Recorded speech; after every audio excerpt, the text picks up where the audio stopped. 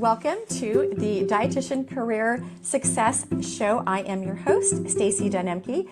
I run NutritionJobs.com, ExerciseJobs.com, and DietitianSalaries.com. NutritionJobs, as you guys know, is the premier and trusted source of dietitian jobs and career advancement resources. We have over 1,000 jobs right now, you guys, on NutritionJobs.com.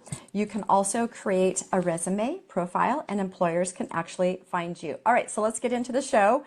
I think one of the magic aspects of being a dietitian nutritionist these days is that nutrition needs are limitless. Working in unique niches is also only limited by your own imagination. And as an example, you and I both know about nutrition and fertility with women as a niche, but what about those men? So let's chat about that with our guest today.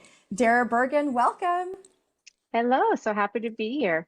Thank you so much for being here with us. I was very excited to share your story with our community, to talk about your path, how you can see our path for other dietitians. You and I initially met on LinkedIn, and so this is a plug for dietitians being on LinkedIn. So you and I met through, I believe, a comment that you and I were both commenting on someone else's post. I saw your headline and I said, oh my gosh, I have got to meet this person. She needs to be on our show. So can you give us a little background about what you're currently doing and the space that you were in prior to the work that you are doing now? Sure, thank you for having me today. So I've been a registered dietitian for 26 years, so a long time, and most of that was in private practice. And it was a generalist private practice. So I saw everything, mainly metabolic health, but I saw eating disorders, I saw pediatrics, I saw adults, and it was going great for a while. I had a lot of referrals from local areas. And then 2020 hit and everything changed. Changed for the good in one sense, because that brought telehealth. And telehealth was a really cool part of the transition of seeing more clients for a flexible schedule, right? That's another great aspect, I think, of a private practice, is realizing, wait a second, I don't have to work only evenings and only Saturdays and, really long hours. So telehealth started to change the way I looked at my practice, the hours I wanted to work, and even started to working less because I didn't have any overhead anymore. So that was a nice aspect too of a telehealth practice. And then I started to see some trends more recently in the past couple of years. One trend was the insurance reimbursement, and I was on most of the insurance plans, started to decrease quite quickly. So I started my practice in like 2007, and now I'm being paid less than 2007. To me, that just, didn't seem acceptable. And the other trend I noticed was a lot of the doctors who were referring to me just didn't see that same doctor's name over and over again the way I used to. So I started, calling around and seeing what was going on. And in New York, where I am, and I'm sure this is happening elsewhere too, we're seeing a lot of these doctors' offices being bought by the hospital systems. So not that they can't refer outside, but there is, of course, a preference if there's a dietitian working for example, NYU or Northwell, where I am, they're going to refer there. So, I started seeing less referrals, getting less pay, and I said, something has to change. And at the time, actually, my son was diagnosed with Crohn's disease. And so what did I want to do is I want to see a specialist, right? You don't think, where they are, how much they cost. And it was actually an area of nutrition that I didn't even know that much about. So when I was looking into dietitians and seeing what they were charging, they weren't taking insurance and they were the best of the best. So that really led me to say, well, what do I want to specialize in? This is a really great idea.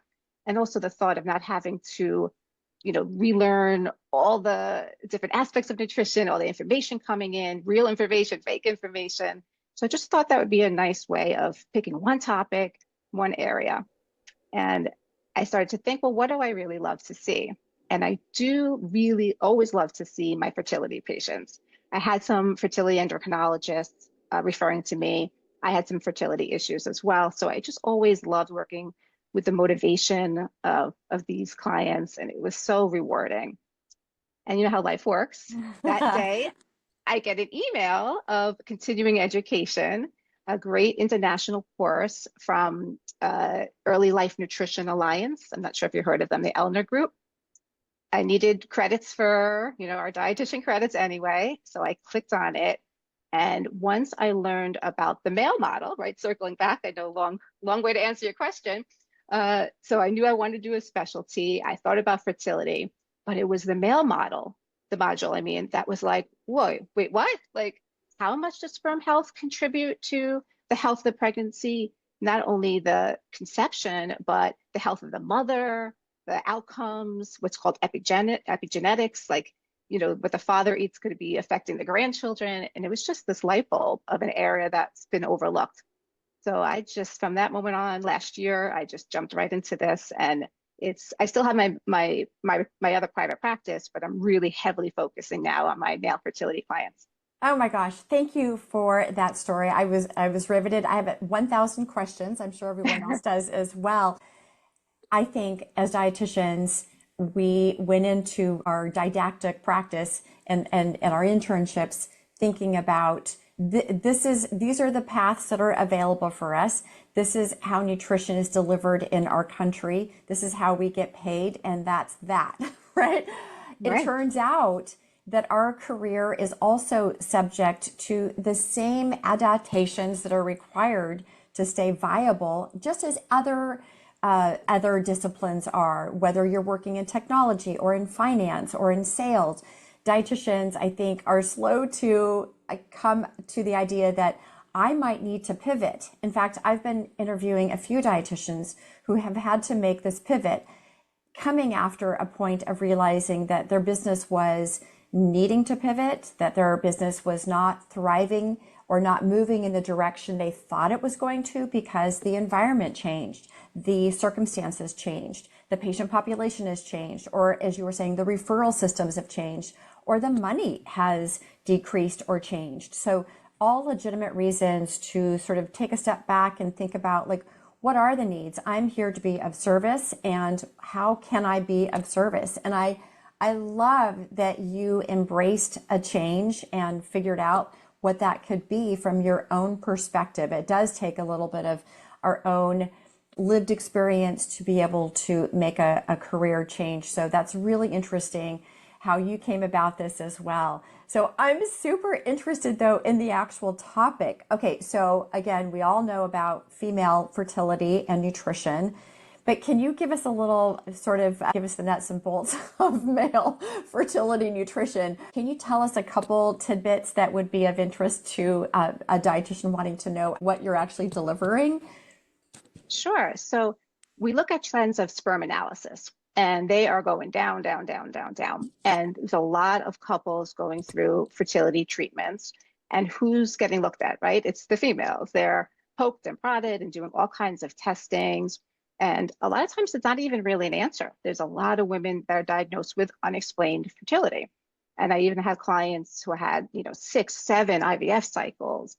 And, the thought behind this is, well, what about the male side? And the research really has been there. The information is slowly coming out now. Now that you hear it, you start to see little studies and stuff. But the information really has been there that the sperm quality definitely has a huge effect on pregnancy outcomes. Actually, the new statistics are showing that it's 50%. So it's just as important, because you have about 30% of male factor alone. So just 30% of infertility is all male factor. And then another 20% is a combination of both. So we're really talking about, that's where they get their 50%. Mm-hmm. So we really have to look at both. So the earlier in the process, the better too. That's fascinating. So I'm also interested in how you came up with the niche. I understand from your perspective, you had an interest and a skill in the female fertility. What would you tell other dietitians who are interested in finding a niche or niching down? I know that there's a lot of conversation about maybe not niching down, providing a service to a large population. In fact, I just interviewed a group of dietitians who are doing just that, in a different sector. I do believe that having a niche is very, very helpful. As you said, it ranks you as the specialist in this area, and you become a magnet to people who need you. So what recommendations do you have for other dietitians thinking about niching down or making a change within their own niche? I'm sure you've got a lot of experience there. Yeah, I think it's important, especially now with AI. It's really easy to say, tell me what to eat for sperm quality, right? That's easy enough. But it's not really going to give someone that one-on-one change that we need to see.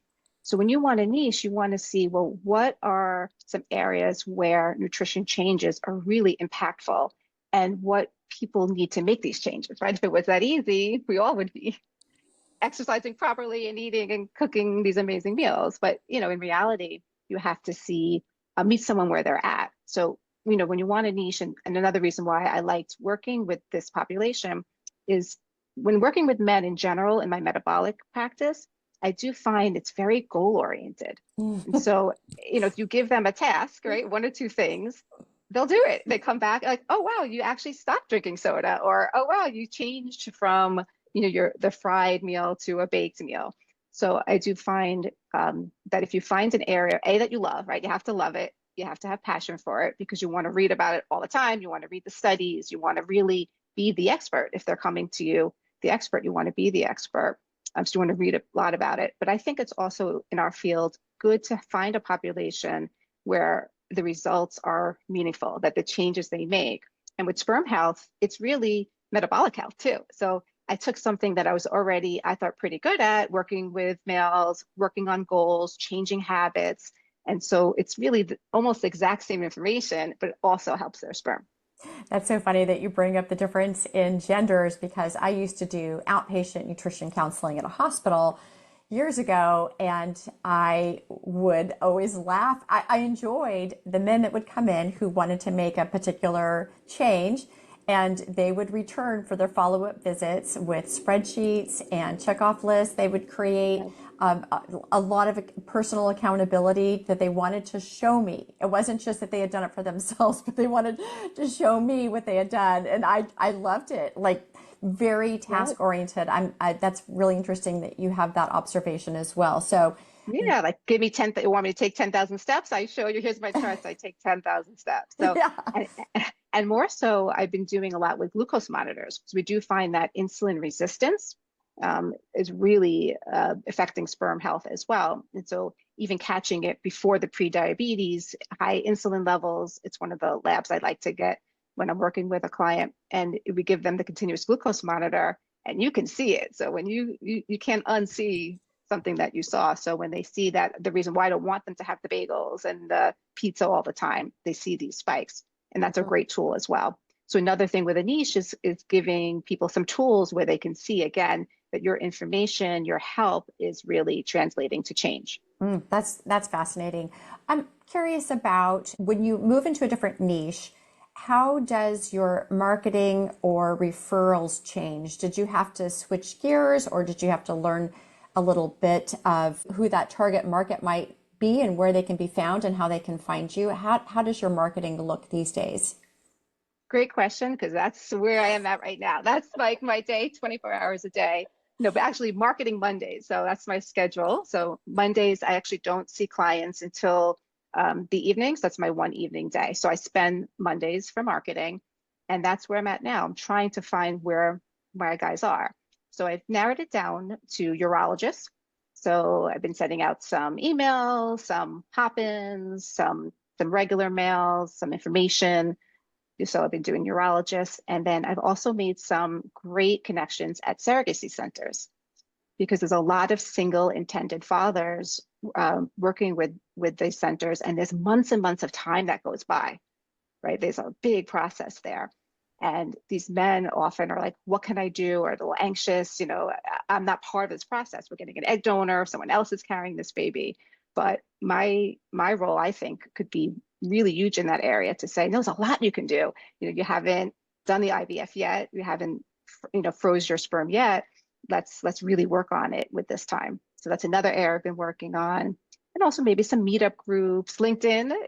I'm not on a lot of social media. We can have a whole conversation about that if I should or I shouldn't.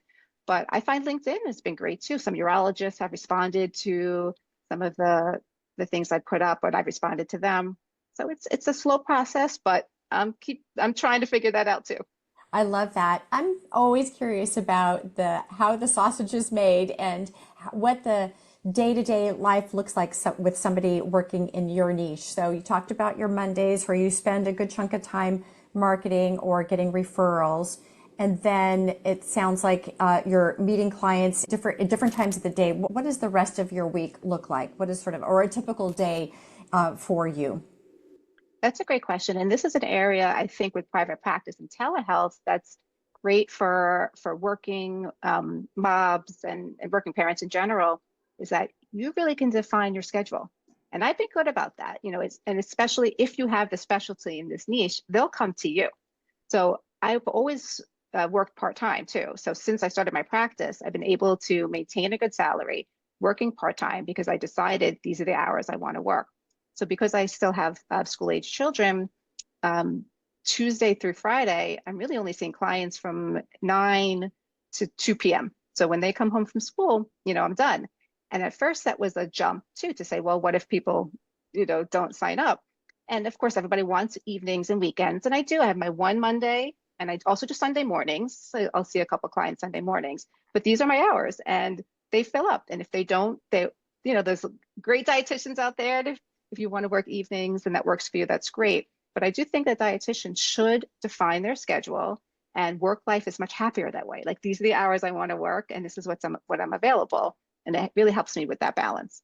I like that. That's good. I think that's encouraging for other dietitians as well, thinking that you might need to work these 60-hour weeks, trying to meet the needs of what your patient population looks like. But that's not always the case. I think, as you described, that this is when you meet. I think it's also more acceptable now for employees to take a couple minutes off and take care of their health, whether that's a telehealth visit with somebody or whatever it might be. So I think it's a different era. Healthcare has adapted to the needs of people as well. Especially a specialty, right? So if you have a specialty and you want to get in to see someone and they only have Thursday at 11 a.m., and the next available for that Monday evening is 6 weeks from now, you're going to take that appointment. You will do that. Yeah. So I think that's very encouraging for other people, for other dietitians to hear. I really enjoyed chatting with you and learning about what you do, and prior on LinkedIn as well. Can you tell us a little bit about your skill set? I think you're like super organized and positive, and you've got some great ideas about how to niche down and pivot. But can you tell us a little bit about what your skills are that you were born with that have made you successful in doing this and moving into this venture? And maybe what skills that you've had to learn or that you're working on. I think people would love to hear that. Sure. I think, and I've been told this, that I'm a good listener.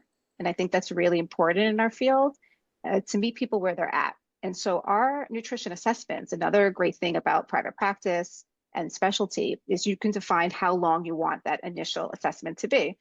Mine used to be an hour and a half. Now they're more like an hour. But even in an hour, you have time. You have time to listen to someone and not just say, oh, you have high cholesterol, this is what you need to eat, or you're overweight, this is what you need to do. So I'm a good listener, and I want to hear their background. I want to know what they're doing now, what they're eating, and I want them to feel safe, and I want them to feel non-judged. And so they just tell me their typical day. So just like you asked me my typical day, I'll say, what's your typical day? What are your work hours? What are you sleeping? What are you eating? And then we come up with these small goals. So I think I'm pretty good at like helping people prioritize. We're not going to do everything right now, so let's pick one or two, and so I think just being a good listener and not rushing people and not judging people has helped me in this field. I have another question about KPIs, or how you demonstrate outcomes for the work that you're doing or the intervention that's happening. I'm sure that there's the obvious outcome, conception. Are there other metrics that you use or that you share with physicians, sort of general or more specific, that you think is helpful for other dietitians niching down or working in private practice? Do you think there's anything that might be of help for other dietitians? Yeah, I think, well, in my field, also just the sperm analysis, it does take about 3 months to see a change. So seeing one to the other is helpful.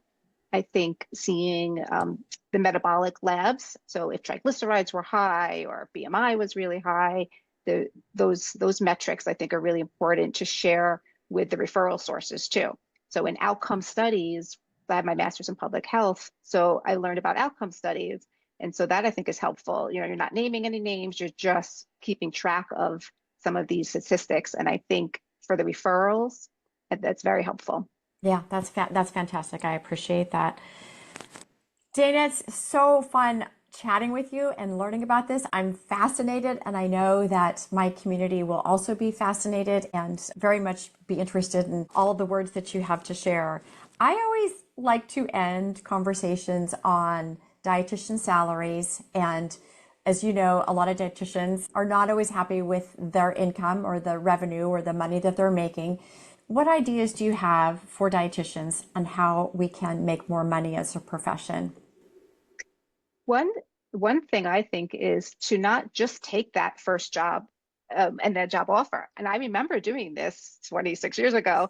Oh, I'd like to offer you the position. I say, okay, I'll accept it. Like before I even heard the salary. And at Human Resources, they were laughing at me. I really didn't know this field. So I think if the positions are not being filled because we're saying no, that's a conversation to start having too. So I know, of course, you need a job, you need to work, but for new dietitians, if you have your degree and you're not in a super rush, it's okay to say no, that salary is too low. It's okay to negotiate. So I think we need to speak up for ourselves and say what we're worth. I like that. And I also like the fact that you're doing the outcome studies, right? I think that is really important. Why should we make more money? Because we make an impact on the outcome, right? That's the whole Yes. goal. So I think you're approaching from both ends there too. Dana, thank you so much. How can listeners connect with you?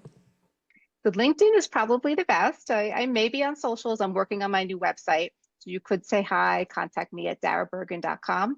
But just to connect would be LinkedIn. Just my Great. name, Dara Bergen. Great. I'll include that information in the show notes below. So please do connect with her, and she would be happy to connect with you as well. So thank you so much for your time, and I wish you well in your brand new fantastic niche. Thank you.